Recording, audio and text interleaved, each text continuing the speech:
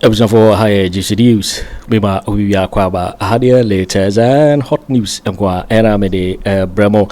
Enunti Sonya subscribe to channel idea Bomodia say be subscribe.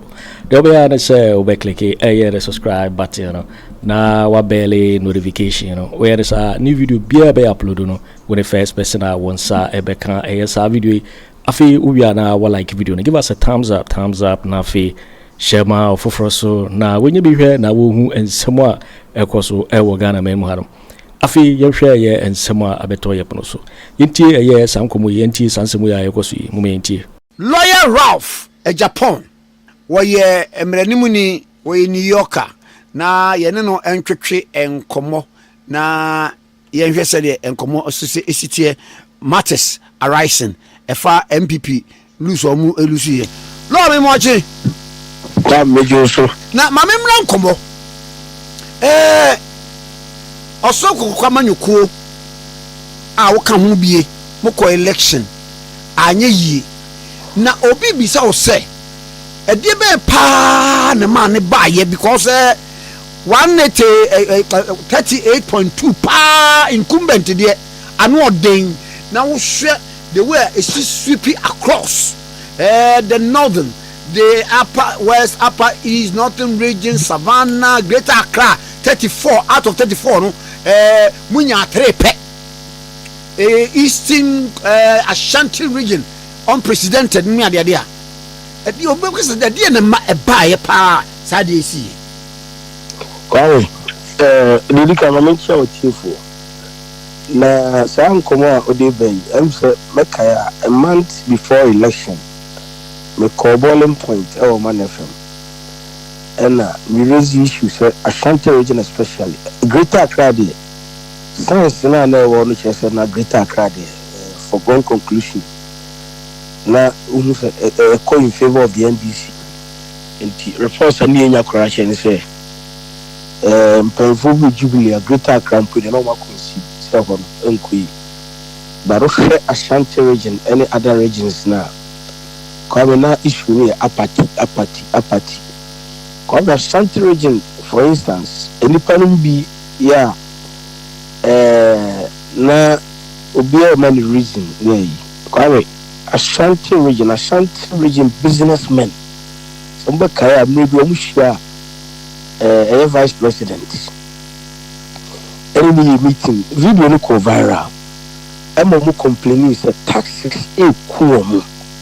Enoma omo ekraba ne begu a mutumi nti no mani go omo complaining ya abaye fi omo wie ya akwa me die hu ne se ministers omo region nkwame do ni baka bi opulence displaying of wealth ahomaso ahantai dwe omo muni pebia mfadi panyare enyo omo nyina ba most of them Ubeto amuntu amunyai kwame election na NPP koe what they say Ashanti region for need to for na say booster hinterlands baby do say na won see the motorbikes akowa enipa eyi moduma say candidate naba refer say bi oko Asante achim ufiri hono ufiri house leki enipa ya adwuma o mo kofi ni film na omohwesen semna kwa na munni pakasa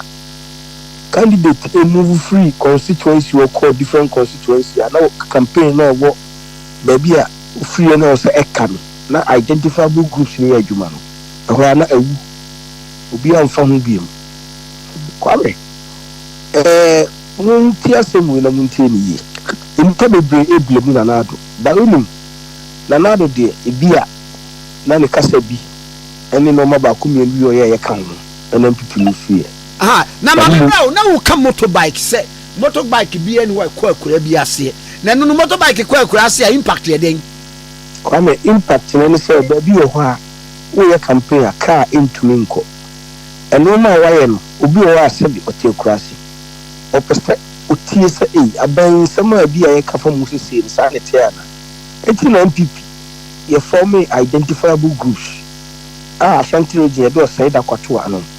The Pramusa or Saida Kwa. Henry or Saida Kwa. Say, unya resources edi adwuma ma nipa because polling station for agents no omodwuma say also spread the good news of aban and the good works of aban to say na omunya resources na ebiye motorbikes omodi call efie ni fie manas omodi ko nchinchi baby a car into minko because candidate no so obaba be kwai na oba no oba be kwai krum obeye rally owia okwa en campaign enye ho na I was NDU I was a twaso ko be kwai inkurase many party there ekwa if you say obia na candidate ne ba be kwai obenya kwai ababi ebia baby o tekura no sika keto obi ekuta no onfa ka medu be kwai sa candidate ne be cha on here the whole deadline ko be bindi intire bia no intire your identifiable groups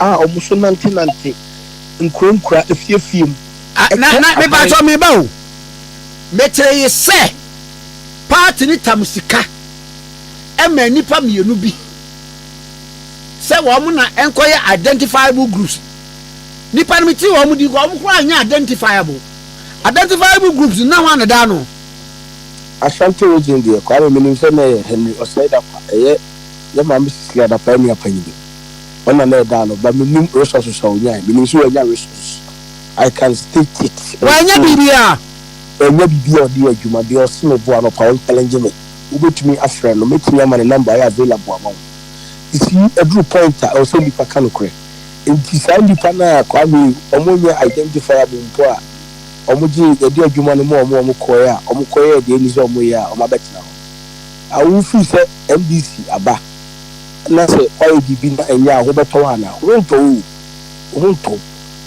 enya oge so ho beto na kwa me meka loose na sem ne ba no se yehwe Asante region biem kwa me unim ministers do na region ngo awo kwa me na eka region biem opa me no mi no se see yen share nye analysis na Asante region wo chief of staff national security minister near Western Housing asa binya roads and highways meboa energy minister education minister kwame na first term no Ashanti region wa Greek kwame off head no kakra we amabobo no wo de opa sa ministers we say ukuta region ba ukuta sa ministers we a we respect president se ono na emeche mo say moma region na hoto mo na economic wise kwame who respect president na mami no is it the case say at one my this come out for identifiable groups no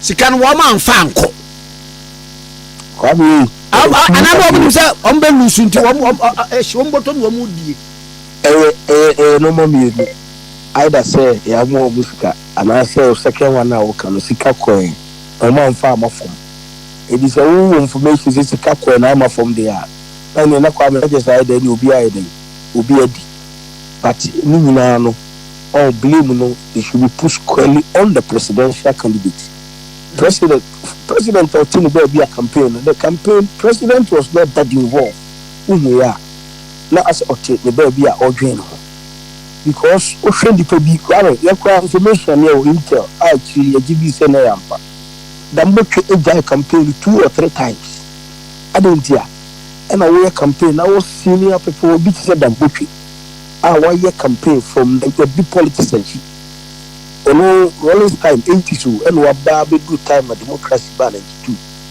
now we senior member of a party na campaign we anchor with your campaign nana because we find about the family na be growing na bibinti otumi kana ho say on your campaign na pay 40 presidential candidate una your campaign want to be an kan wo hwe ababi na wo kan stika identifiable groups e bi koe amabiem campaign na yeye umu organizers no mo hefa especially national organizer umu no hefa umu so na ma organizer ya umu bibia enti ebi mo di blame na mo so ko am yenye bold en kan kire NPP for no dey inform into for no dream sa campaign we are course presidential candidate no reason am say the blame no biem the fact that not tribal issues amboa Bini more fasma wokan. Tribal issues. Okay. Enough peace will be at least Boko Upper East. NPP prefer at least 3 seats. Mr. May, if my memory serves me right, Utmifa Zibila Fagaru Efatimpani. Now what happened? Because of Kusasi and then Mampusia 70, 2 weeks before elections, and then we smuggled a beef from Accra to Boko Naba. And I fuel at the end of Amosha. Kusasi for the day are 10 times more than the Mampusis. So Kusasi for 1 year saying that be also Mampusi for yes, Kwame, they are over 500,000. Mampusi for are estimated to be around 69 to 70,000. Oh, okay. That is almost origins, BLB, and and then your presidential candidate, no Ukrainian not the Waji, Santo Kodim. Anna a fall. I didn't chase out the Wajim. Say, Auntie, or make any pronouncement to be a Kwame, hope as the council already is one and won't be for over 12 watching. But me say, more than Wajim, would be a big challenger who come with half facts. We are president to the baby. Well, if you are when the policies be out by taxes in India, I blame the president because alone a Ashanti region, a party bar, most businessmen or more Bujabujani magazine, a bufu by or mayor someone to Aban. Now, when it comes to campaign, no amount for now, would be blame ever president. Kwame, may say I disagree. Only Opa, only holistic analysis of the offer we buy. Tribal normal come a party now a buy because businessmen and normal a cost will couldn't especially taxes not a too much for them because of fun woman nasa now we none board now Babatonga say Rubbish. Now I am radio say NPP do one a domino a Getrude na mwatimi ahwenyame animu aka say taxes no a Getrude no ye no ye ma custom ni asegire ni aba betra me shop ye to sadi ba ko a watwero ye to sadi ba ko why na e decide no ba he ko am say em bi na make sure say ni pan bi sheda so mo ma na da me am dey aka Agyapong bo anyi onu ko isi ni party member immigration JR kotna le shop e che information e ba che say asada so mo bra omuti no normal ko ye ko muti omo from one by one you are and you say be what is what EVD tax all because that time or running presidential primaries we no issues it some money na affect Ashanti region more because we na work na Ashanti region so we am confront you omase ono no kotia ni shop say sadi ba ko otonwa obeti na tax we ja shop rema obeti na fetch akwa ko twatis ono money bi go ba bi kwa salary no no turn na there because business no there no no be ade tikromo it go forward quiet because of sa harassment no bi no la bianca say well the baby call before so be call o share one new other cabre na nsem wona no okay bi say nyenim bi e Gyamfi bi o me ba o say e kwa bi say na a business harassment. We only the biggest financier, one of them for the party. Meba Hey, law. Wo bo ma me din no. Me so friend woni fie. E no ka say me ba me mfa pen ene paper emra. Na asambia me ka bia wo ka bia me ntro. That was 14th August 2022. Na and some am tro en wo kan ya na bia me buku na me some am tro e bi ni in 2000 my father's classmate Akufo invited me. I joined the New Patriotic Party because of my father. I didn't join in 2008. 2016 I was impressed with Kufuor's message. I went to my suppliers and branded all my products Nana to support Nana's campaign. I supported it with all my money, knowledge, etc. Now, and some a whole book. Book now can but we are sure so Becca could do baby. na the business say you be undermining and say you be say the business because it show any patriotic. I made 5,000 t-shirts to support Secret's campaign. And the family members called for trust. I was there when Alestachi Ebua came to tell me that Ken has revoked his licenses and he will do same to me, La Bianca. And 7 of them, no, and some of them are who could now Professor Becano. We are the idea of Bawumia Campaign professor. Also, I can't seem to break you. Maybe our mommy trolling now. They're making Ganya, they are mature. Bawumia of a Ken. I compare with them. Was one who club a catcher and said, and Crawford, you mean Crawford, your you, what was one good man? I'm the same penny. Kwamis room. Now Crawford's why I can. Wow, you know that Cabria would be because he can't BJ came with a million border. Or what said they will see our abbreviated woman. 30 Mamela Biancan was in 2016. I financially supported all the MPs in the Bunahafu region and the Western region, respectively. Was it? I can't say me trying to make sure me can all. It's in war. Into the shop, we know so Kutawi, and me, who other Cabredia on the man recording. I bought cars for Samira, Akufo Addo, and the rest. Personal cars. Yeah. Was it? I spent $8 million on Anando's campaign in 2016. $8 million. And did not get it back. Nasikana Odema Ubia Kojo one fan and one country. You know how? I'd able to want to make it could be a big Kojo uncle, our country. Nina woman. The big gun and a party a brosia. Now we are campaign seekers at the Asante. They use the anchor newspaper to project the agenda. Uncle, no idea. Minim ni pakura ne dia. Sana maame ne ka chem say churo. Kwawe. We say no man ye nkofo ya omode aba ene mo betina fia e bia yo mo ni so oboye. Na isi ye nyina ye kan se Ghana sana party. Ene bi mo kan Ghana first no. Se omo atena se reflect sober reflection of the past. Na mo saba eba be jiro na ene to na say tie. Was it? Kenofurata was coming to me for logistics and everything.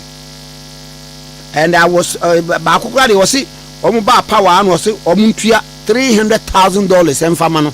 If I bring Omaba power, it's Kenny one near the idea. Nina would try Capra Ma Omuji Jessica Wina Capra Ma, who knows some Gunajuma or the Arahu walk and all the Arahu and walk.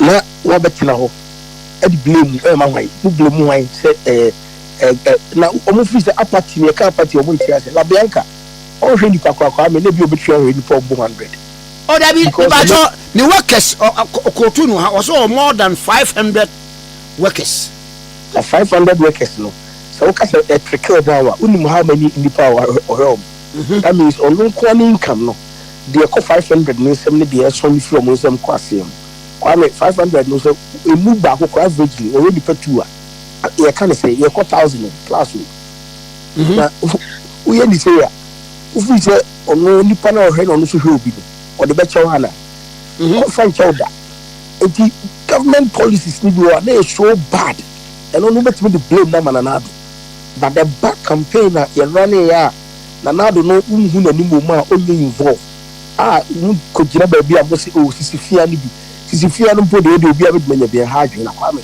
enyuma ya elisa odi campaign well your boy you name mo di pen sika eni say ashi wo ya me ahira ye afenana onam yawiemu na eto pure water no in first way 50 pesos and 10 pesos no wo de nyuma sisu se na me ahira na ahwe no it's expense ono bre me eto nsu no nyank tinkiti kofi no wo bɔ no na ma wiaso no wo gina campaign ase na wo bu sisi se ahwe no na me nti ono na yakopɔ aboli piana and ubenya campaign team enyo mo di etie na ye de nyum ni siso na obi esa sai na opese o ka che Ghana for sai na opese o ka che Ghana for ama a critic akwa me say Asante region one major problem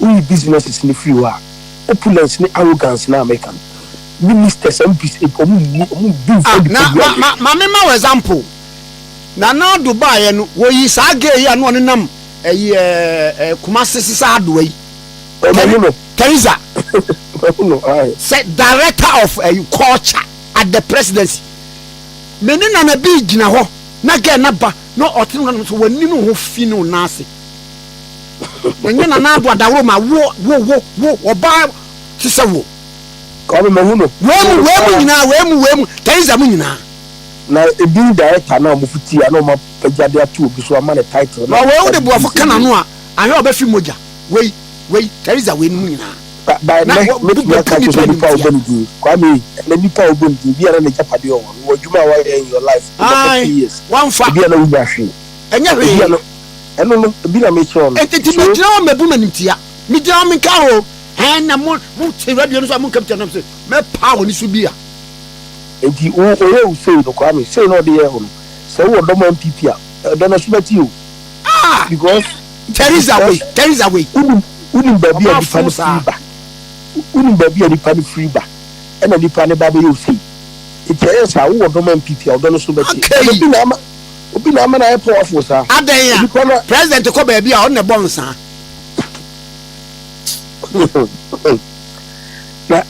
na ifie na kwa me NPP ba me say eno ma e wo ho no ene nsema e wo ho a you watch entry also dey before kasa bebrebe ebi si na mu ya o no pain no ebi a me lose no dey o de no ho obenya de obedi e ka no nko abi ankanya kasa bebrebe sa but o hwe bra o ma bra party no obi say me and the apia ku bi say abe Andy so handedly o no abisika na any campaign Andy on jam one free baby how enti na Andy o so strong say even time as will be this second for parliament or bribe MPs there ade o ka che nipa so zika monko no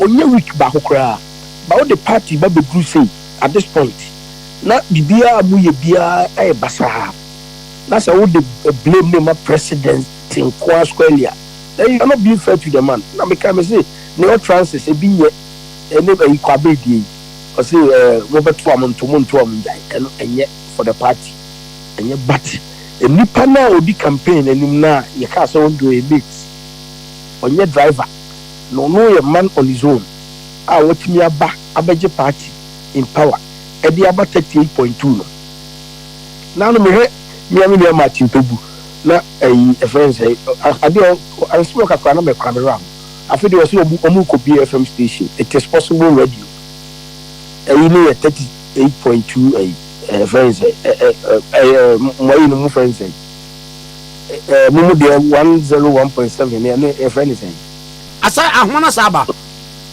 kwame say na me team ya me Martin to say asimo ka kwame was say MPP your radio station abai 38.2 30 no radio needing the it is possible enti o pese why can say asem no me Martin people lawyer people na they do no enya rewo me pacho me going forward nipa bia cancel say say amusman ye kɔ ne mprensa utie honorable Boakye Agyarko was say it was a the election here it was a referendum on Akufo Addo the performance but papa nso no oba ye no me nka se onye bi waye bi Asante region for mo ka se onye bi bi e maamo a obi so be argument ni se wa mama education ministry wa mama energy wa mamo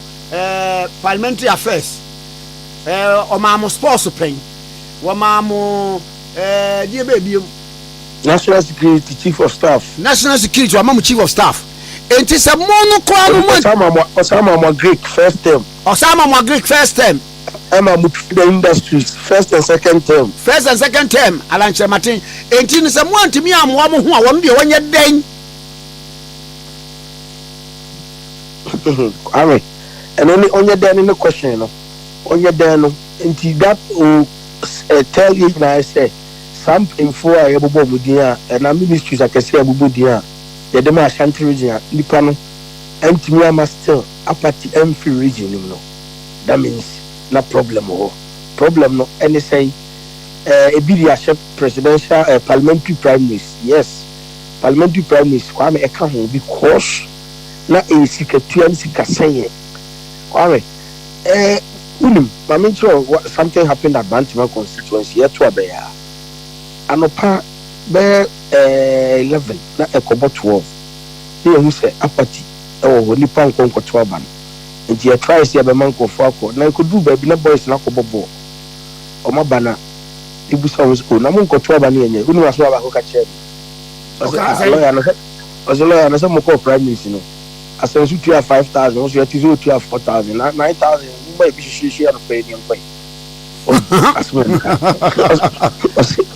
your money be share me am near ura deputy minister energy me say you to abewie ade ayi owura kwedu owura kwedu owura ho no owura ku okay owura ku panyini no owura young man okay owura say okutasika of the air campaign or penny pomunji 300-500 Ghana yellow fan ko to aba omuka chen say wo hu don't ni but nya sa dia kasika na wutu a primary sim ebi ne ebejo enti e ma di pani bi nya adwen say sika ba party nim so much say omu no omu bre na omu ye party adwuma obi ho a wodi party achia ne banya hwe party nda o say ko police ani aginisika okosoja eso nko first camera ono na du pointer sabi untimi nyishu sa biem ene so ono kutues kanya de opebia de a de also party free no de a usutu eskaye and the MPs in the region were not visible on election day most of them ba me te say MPs no ye ma wo musika some specified amount to be na true owura kukachi owura kachire me confirmed o kachire me say the Sikaba so mufanya campaign but maybe from Angla na meteno Bantima constituency many who be ho be na bibiri susu titia Sikaba sika na ka omo nsane bibiri dia anko enti ene de omo de omo anim so so clearly say most of the MPs and their constituents especially na no cross sikanu so yedi ma binum so wo mfa nkoma parliamentary candidates no mfa nya gam wo mo sa tete so kwame possible possible term na no what any possible say ebi kwa de enko me sure say ebi kwa de enko because campaign we no na ebi cash cow a mo so dey acquire well because ebi mu nya signal say normal akoso no possible sa di nenyi nti ada ne ama mtikasa memfanko na mo amu de akra media metese media for e ka say your resource say the buyer butimi propagate and mami should this disclaimer me wo ho ena nsantro ni bi a menim no pa efrese kwame you say senior journalist no ye shia mo wo Lancaster nam sem pa cho obi enfre me na me kura me fra brochire ebedru na ansane ne no so okay ne ma menye call e na oye call no sa bebere oya no si dabi but me information ni say nipa kro na kwaje now do you know the money that he was talking about 30 million Ghana cedis eti pa cho wo jubilia na wo ba bia wo ma nipa kro sa nipa kro wunim no wo ma ne sa sika no wa amfa amre nsantwo ni bia $30 million cedis now. Wafa. Who average now? You're looking at the fund of 150 grand. We are talking about $2 million. Any panning you may be a fuck. Wow, Kojo. More beer, you know, say, and not Kwame Nkrumah, and I, yes, will be a discovered patch or be out this come man, or so they come Kwame Nkrumah. Why you need you out here? What's the so to Chinese in a boom? Oh, my chin, and I say, on you, how many chin on, okay. Also, my chin. Also, my chin, because, if you know, I jump on any bonino would for TV. Cut or the Akusi be your research, Rebecca. A children, no, I shall see they says you Kumash. Now, we didn't be a Aquabe or coalition primaries will lose one the more digit no more change. Make me or be a Jansem Truffle. Mutiemia, me say, or be a Jansem Truffle. Tell the Kwame also on Sempa, Unima. Aha, Mamma come, but Mamma San come back to be in Chilo. A buying work program be a friend Soko project. World Bank for project, Soko project. And can you share and penny for be heading come on? Never saw me say. World Bank project now a world ministry of local government ministry. No, and then a moment who they would that MPM. Let me mention it. And I'm a moody. I mean, I say, which kind of go for position. The police running up. Because all can't make my body pakodi. So I can't say any man or all can not come se fakat wobi. And was here this kind of mark way, small boy way. Why, no way.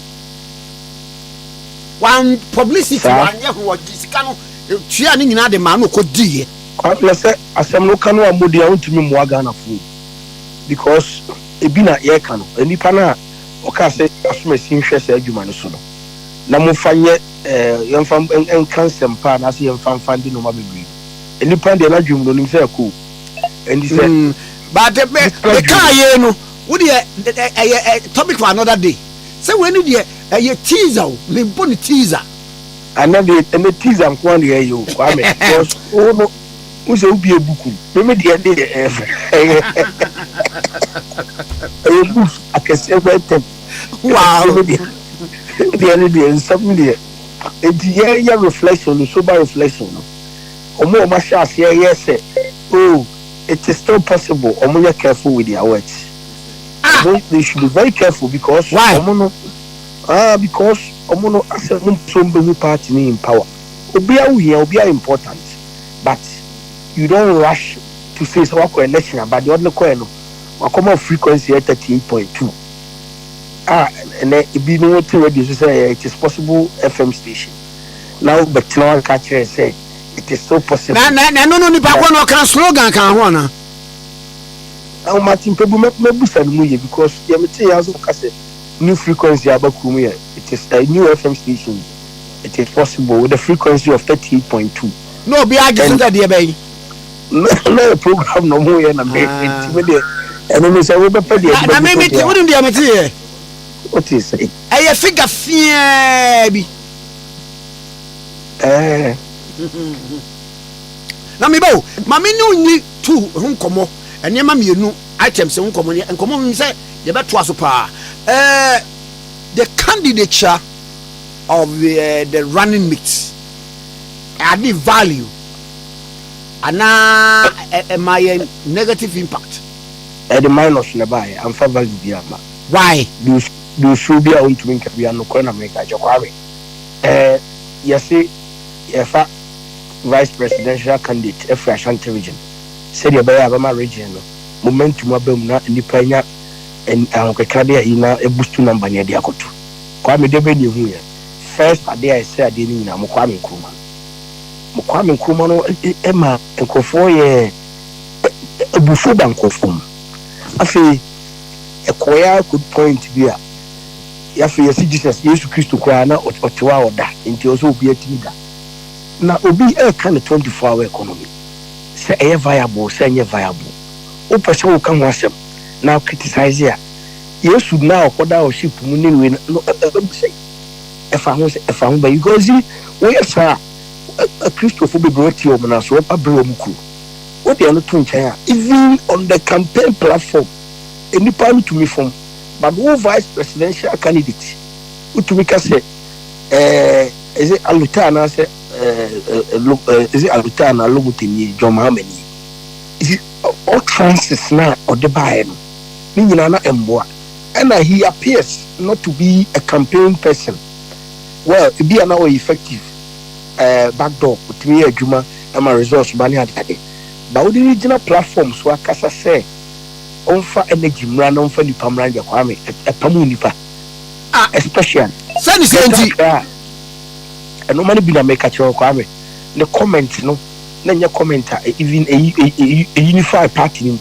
some party members in Asante region were saying say onu kwenta no muntu aba we dey say busy for omo ye and I say say omo ye independent minded people omo de omo to aba ne say omo tie message omo de ato aba me say party members omo kuma Asante region people were saying say the comments nti omo to aba at the minus na buy and fashion am account e be buy a Asante region kill his resource.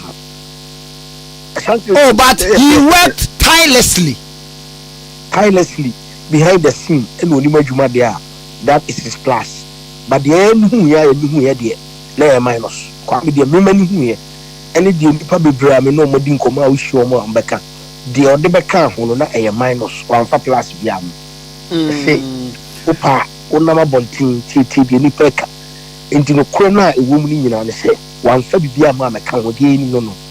Or be behind the scene the resource for the party they are fine but the end who are bonting in a bit me do what dance here and you see they should not treat anybody with keep gloves any panel are there nya okachere until was your pomu kasa hu bi amane ko ne baby so far as any on the feed or try do animal udi no ontumi nya ohwe this is the time as someone to me anya bold anke kra no cry see anche nipa no bia you come back with the same results or even worse. My show the last point. Now for the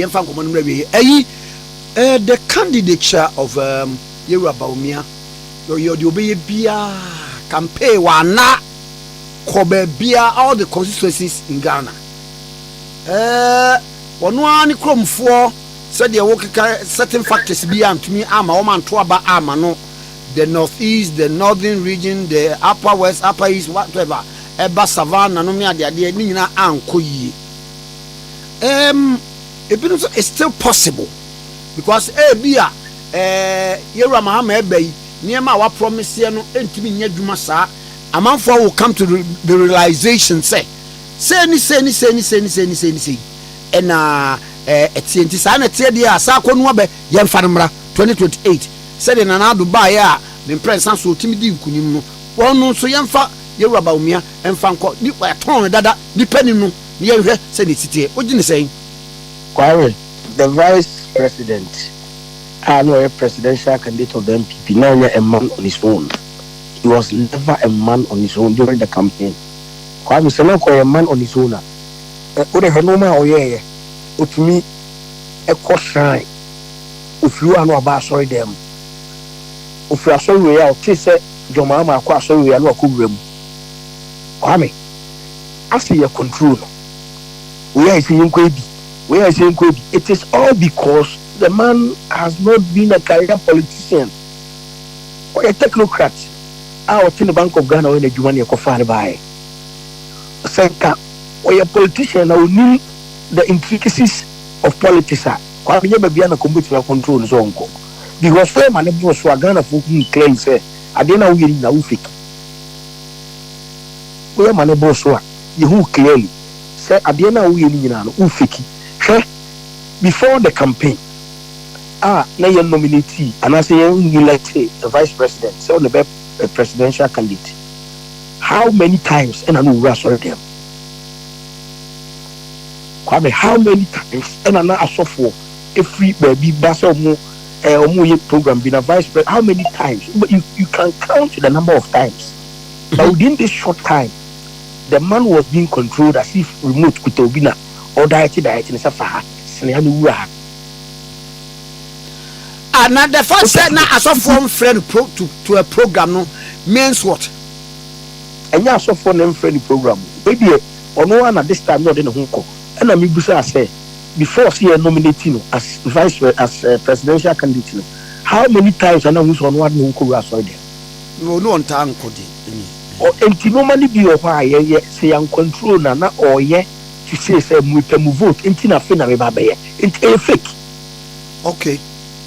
If you need somebody who is realist, it almost say Bushman you know calling prince and young prince will be a 2 year or be a Bajikwa or Jacob in close to 2008. Now the show really first round, baby. Aye. Second round at time. Best is dynamics, you know. So, of course, any who is okay. Why incumbent? What by was so? Into a beer, Mohoff, no pack. But what me up close to a Diana back? This am a bit 2 second round of crowd there. If you want to make the argument, then Ubia will agree with you.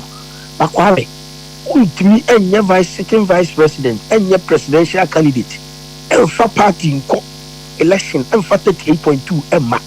And more trouble being Cassette is still possible. And you also put it by the end of the go to bed with the other 34%. Final Cassasm. Over there, they say, Nakwembuja show as a car bone. Also, still from Perabia to me, the Mujanifa. It is no. Ubia said the old can be Codino on farm and no more, no much show more. More forced to put up face. Oh, it is still possible to still see. But I'm called for na metafre woman. Ah, what is the beer woman in our man so?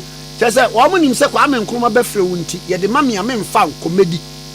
They can't on record the set a year at down 4 namin more. Entina me frɛ obi a faka prama and omo den sama to so pa o aha entina enche duabon so bebe mu no duabon de kwa me mane mamo ni mguase beba because yes when the dust settles I'm telling you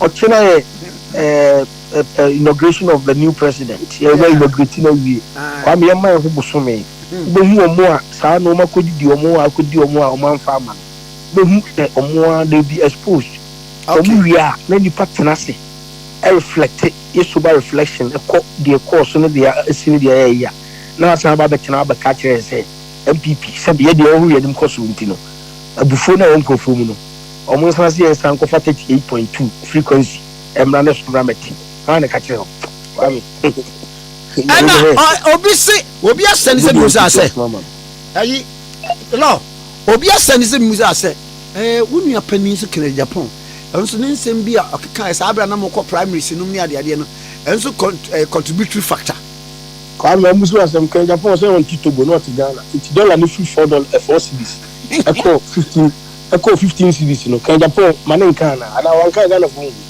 amuhunu it no man na enya Kennedy Agyapong expose here. He should be applauded more than the Omoka said. Baby me do na some the Omo center Kennedy Agyapong ndima. No corner offensive ana. And the boy ana. Can you be man your west? Oh say any pay ko Omo ya said the fins here. Asante Bediatuo kasa 85% to be as ya 85%. Oh the Omo dey Omo say bi no mo pen. Say bi no mo pen. The Kennedy Agyapong ba bonti obeka the reality on the ground na wo hu. Ebi niene saa no ma ekosu kwa me wo say me say afena aban foforo ba na me omunya land auditing o greater Accra ne Asante region ombehu bo mapa wo edi okay Agyapong na ublemu no so be kan okran to me twanto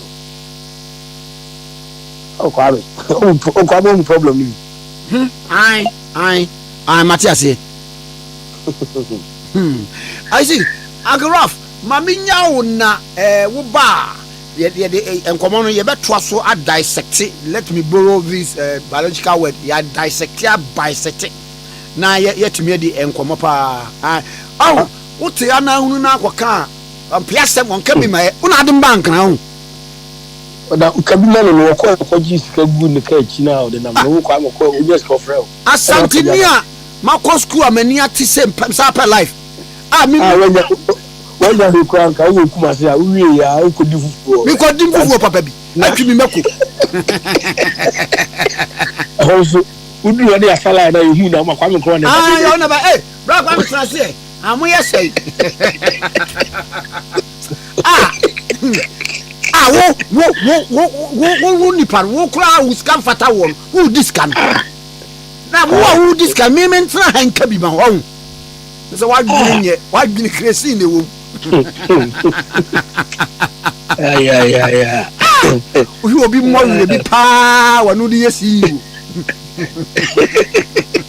yo it for winning and someone about beto yep no so make I say so when you subscribe ya bomodi I say over subscribe to channel na fi or like the video give us a thumbs up na fi share ma ofoforo so na when you be here na wo hu and someone ekoso e wo Ghana memu ha also betimi a chere wadwen afaye some way nyira ho e wo comment box ni mu mo beti minka bio in my next video. Thanks for watching. Like and share the video. You can also drop your comment. Please don't forget to subscribe. Click on the bell to turn on the notification.